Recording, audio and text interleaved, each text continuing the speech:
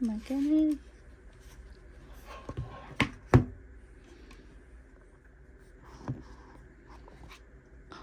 Oh my goodness.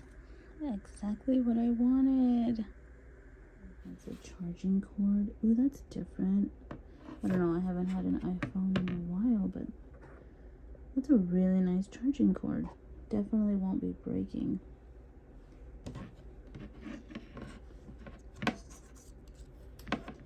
And here we go.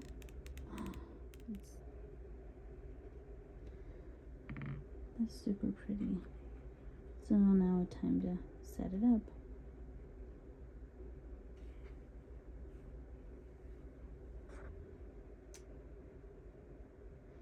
That's cool. Hi everyone, I wanted to share with you guys my new phone case for my iPhone 16 Pro Max. The first case came messed up, so I had to get the case again.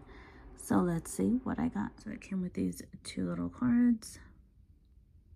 So one thing I did like about this is that it came with everything for the screen protector.